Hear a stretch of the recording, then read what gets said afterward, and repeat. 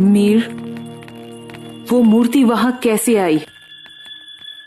ऐसे कंधे उचकाते रह जाएंगे मीर। कुछ भी पता होता है आपको? वो अशोक इस समय कहाँ है? मेरी अशोक से बात हो चुकी है। मुझे यकीन है कि धर्मा बिंदुसार तक पहुंचने के लिए अशोक से संपर्क करेगी। वो मुझे बता देगा। बस उसके बाद उस मां बेटे की कहानी खत्म। इस बार कोई चूक नहीं होनी चाहिए आपसे, क्योंकि ये सबके लिए अंतिम अवसर है।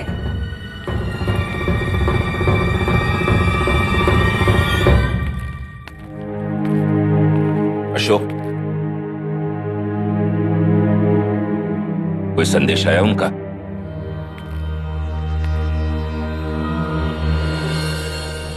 किंतु मुझे अनुमान है कि समारोह हेतु जब सभी लोग भवन में प्रवेश करेंगे तो उन्हीं के साथ वो भी प्रवेश करने का प्रयत्न करेंगे। मैं मुख्य द्वार पर रानी धर्मा और उनके पुत्र को देखने के लिए तत्पर रहूंगा। आप दूर से मुझ पर दृष्टि बनाए रखिए। एक बार वो मां बेटे मेरे हाथ लग गए तो क्या? तो मैं उन्हें बिंदुसार के पास ले जाऊंगा।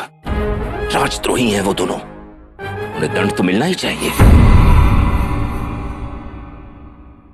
मैं कुछ कहना चाहता हूं।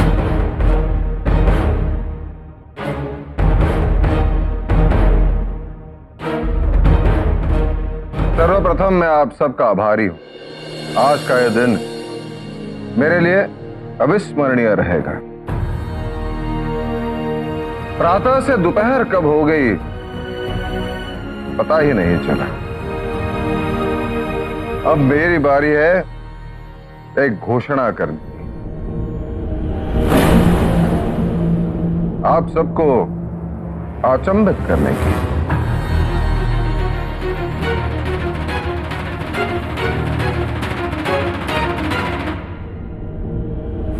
सभी माता पिता के जीवन में ऐसा समय आ जाता है जब उनकी संतान बड़ी हो जाती है।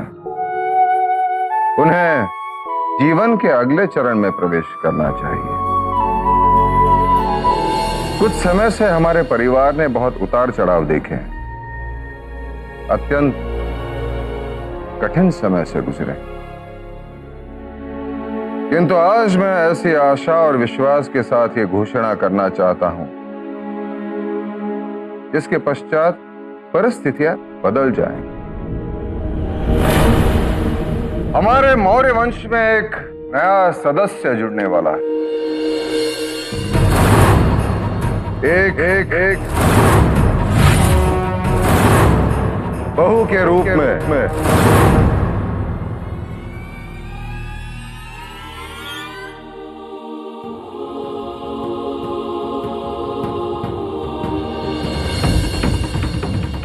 मैं मेरे ज्येष्ठ पुत्र का विवाह राजकुमारी अहंकारा से करने का प्रस्ताव रखता हूं।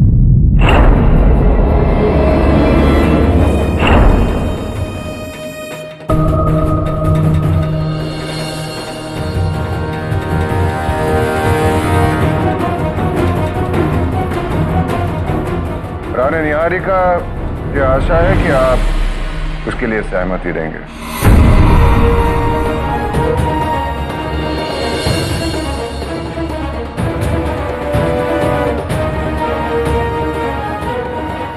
क्या आप सब मेरी यह घोषणा सुनकर अचंभित और प्रसन्न नहीं हुए? नहीं पुत्र, इसकी कल्पना भी नहीं की थी किसी ने, किंतु अचानक। मैंने बहुत समय लिया सोचने में, क्योंकि यह निर्णय मेरे पुत्र और मगध के भविष्य से संबंधित था।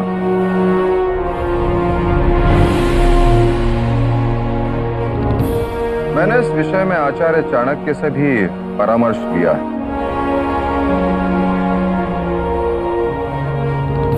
उनकी भी स्वीकृति है। किंतु आचार्य है कहाँ? आज इस अवसर पर भी वो दिखाई नहीं दे रहे। वो एक अति आवश्यक कार्य से पाटलिपुत्र से बाहर गए हैं। मुझे आशा है कल तक वो लौट जाएंगे।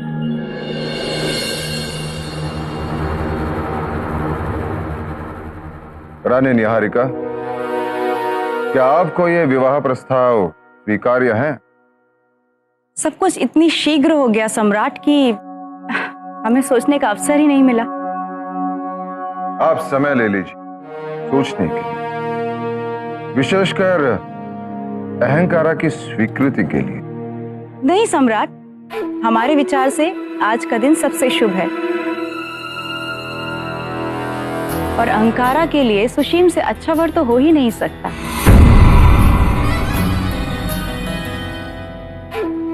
प्रस्ताव के लिए धन्यवाद। अभिनंदन अभिनंदन। बधाई हो सम्राट। अभिनंदन महारानी चारुमित्रा। बधाई हो सुशीम। महारानी चारुमित्रा, आपको बधाई। बधाई।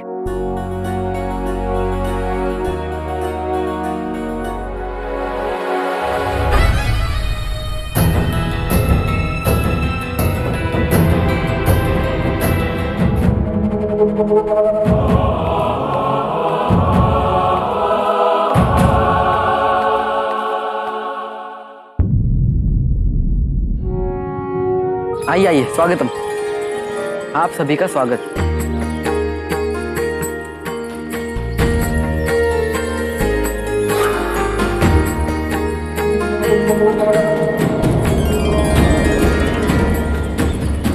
सेनापति, आपके आदेश के अनुसार महल के सारे प्रवेश द्वार बंद करा दिए हैं। अगर अब कोई अंदर आना चाहे तो केवल इस द्वार से अंदर आ सकता है। अगर धर्मा और उसका बेटा आज सम्राट से मिलने आएंगे तो जरूर अशोक को संदेश देंगे और उसी वक्त मैं उन दोनों को धड़ दबोचूंगा। आरंभ करें।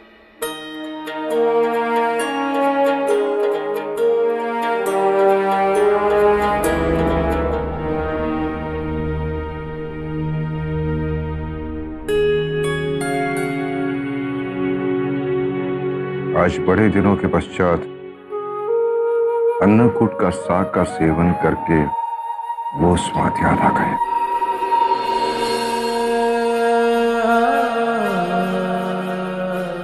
कम से कम इस वर्ष तो मैं आपके जन्मदिन पर आपको देख पाई, कुछ कर पाई आपके लिए।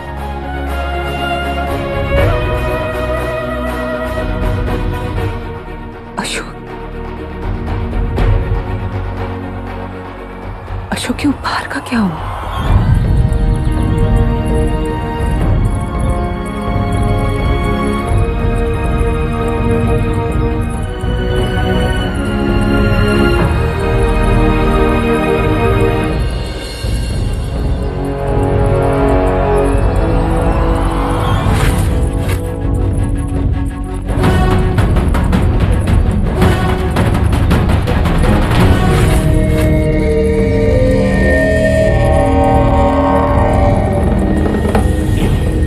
क्या है? मैं और मेरा बेटा सम्राट से तीसरे पहर भेंट करेंगे ताकि आज सबको ज्ञात हो जाए कि 14 वर्ष पूर्व क्या घटित हुआ था। वो दोनों कहां गए? कौन दोनों? ये दोनों। मुझे क्या पता? तो फिर ये संदेश कैसे आया? कहता रहा हूं मुझे नहीं पता, सोचने दीजिए मुझे। ये संदेश तुम्हारे अंगोछे में से गिरा है। मेरी दृष्टि तुम्ही पर थी, मेरे पास कोई नहीं आया कि मेरा ध्यान बटाओ। जरूर तुमने ये संदेश अपने अंगोछे में रखा होगा। अब तो मुझे स्पष्ट हो गया है कि आपको मुझ पर विश्वास नहीं है और अब मेरे पास कोई विकल्प भी नहीं। मुझे सम्राट के पास जाने दीजिए इसे दिखाने। वो मुझ पर अवश्य विश्वास करेंगे। मेरा वो मतलब नहीं था। मैं तो सिर्फ ये कहना चाहता हूं कि एक अकेले तुम ही हो जिसने धर्मा के बेटे को देखा है। फिर ये कैसे मुमकिन है कि वो यहाँ आया और तुम उसे पहचान नहीं पाए? ठीक है, माना कि मैं नहीं पहचान पाया, किंतु आप तो मुझ पर दृष्टि रख रहे थे ना, तो फिर आप क्यों नहीं देख पाए कि ये संदेश कौन रख गया?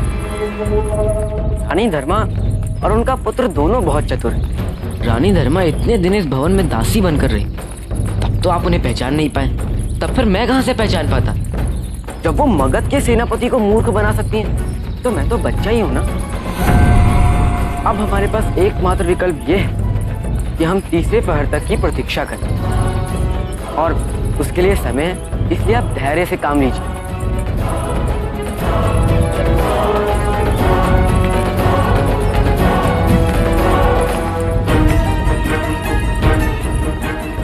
ताज्जुब है, ये धर्मा का बेटा हमारी आंखों में धूल झोंक कर कहां चला गया?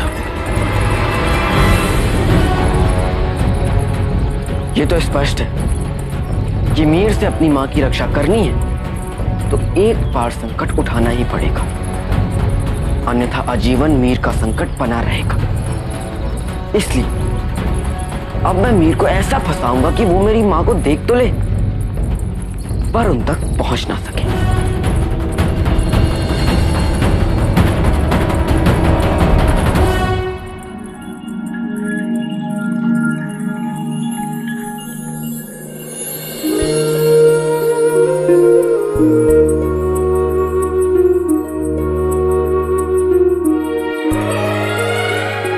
अन्नकूट का शाक आज भी आप उतने ही प्रेम से खाते हैं। सम्राट को आपका उपहार पसंद आया।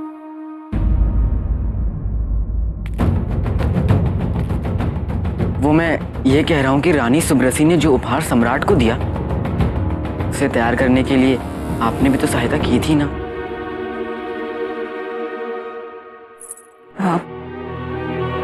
आपके उपहार का क्या हुआ? सुबह से उसी को पूर्ण करने में जुटा हुआ हूं मां।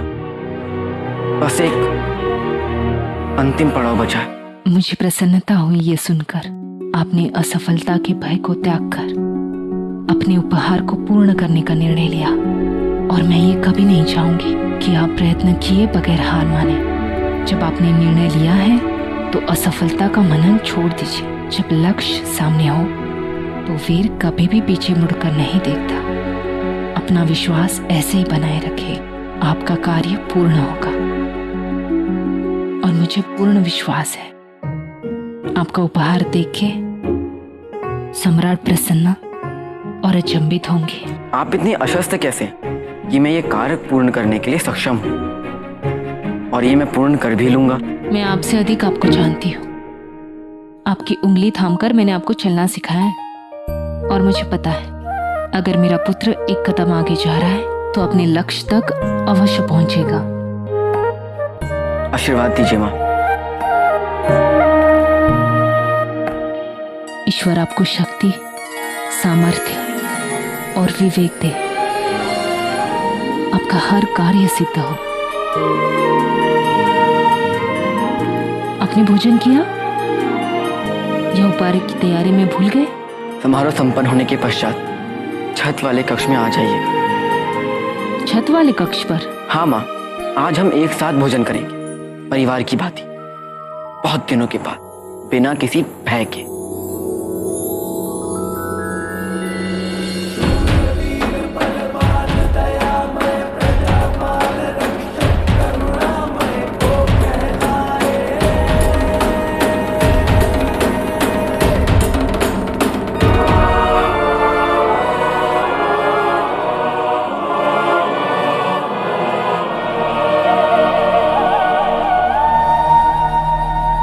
जब लक्ष्य सामने हो तो वीर कभी भी पीछे मुड़कर नहीं देखता।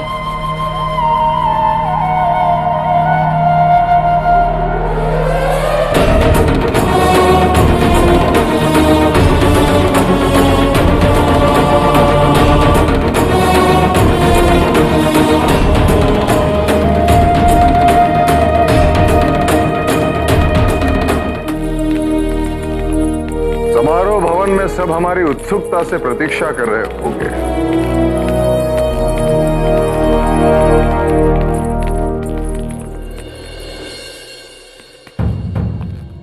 मीर, आपका मैं क्या करूं?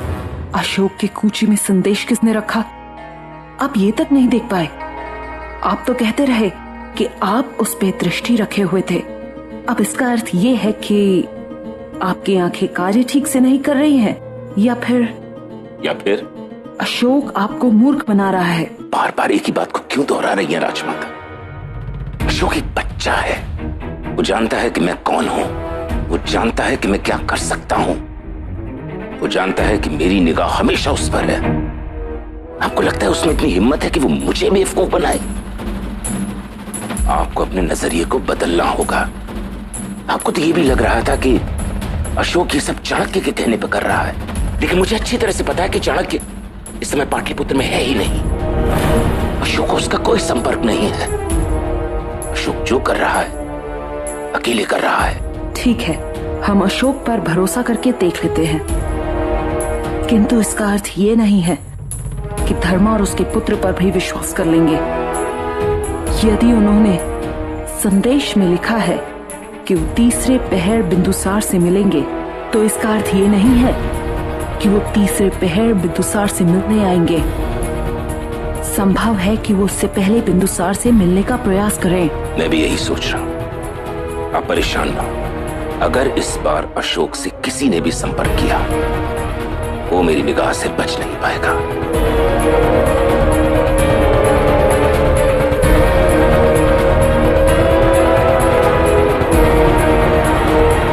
उपहार तैयार है? तैयार तो है, और जहां आपने कहा है वहां लेकर पहुंच भी जाऊंगा, किंतु मुझे उस उपहार की सुरक्षा की चिंता हो रही है। उसकी सुरक्षा का दायित्व तो तुम्हारा है अशोक। उसके लिए जो भी अनिवार्य हो वो करो, परंतु जो निर्देश तुम्हें दिए जा चुके हैं, यदि तुम उनका पालन करते हो तो ऐसी कोई विषम परिस्थिति उत्पन्न ही नहीं होगी।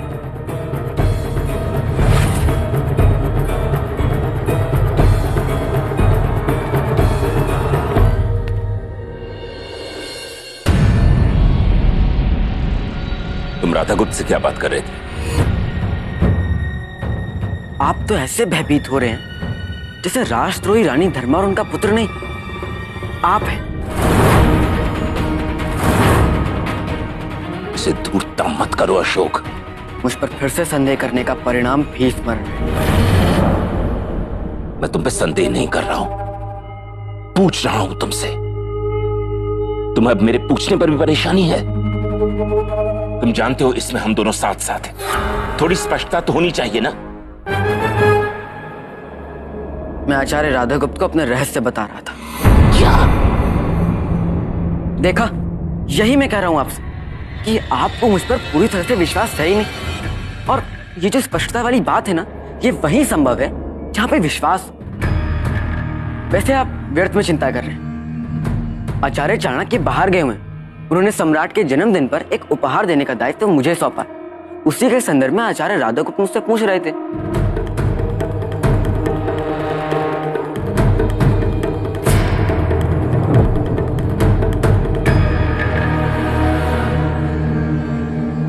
देखो, अपनी आंखें खुली रखना। तुम जानते हो ना, इस समारोह से कहीं ज्यादा महत्वपूर्ण कुछ और है, उसे मत भूलना। आप भले ही भूल सकते हैं रानी धर्मा को, किंतु मैं नहीं।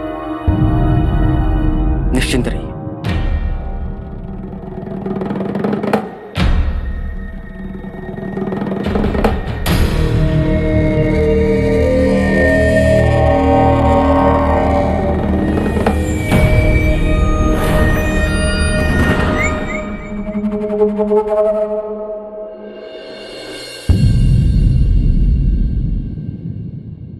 सम्राट बिंदुसार की जय! सम्राट बिंदुसार की जय! सम्राट बिंदुसार की जय!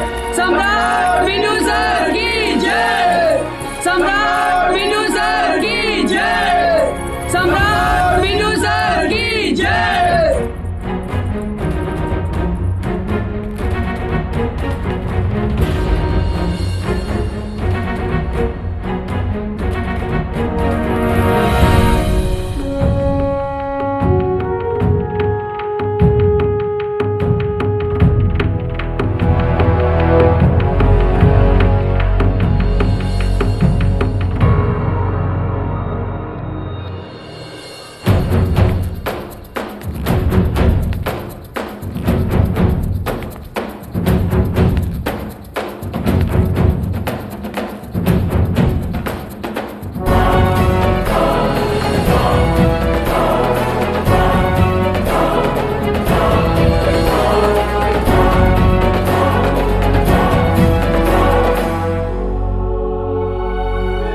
मगध सम्राट के जन्मदिन पर राजमाता के आशीर्वाद से मैं अशोक एक नृत्य नाटिका प्रस्तुत करने जा रहा हूं।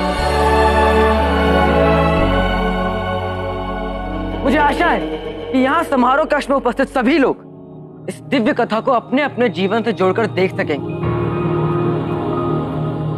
उसमें अपने जीवन के किसी न किसी रूप में प्रतिबंधित होते हुए देख सकेंगे। यदि ऐसा हुआ तो मैं समझूंगा कि मेरी यह प्रस्तुति सफल है।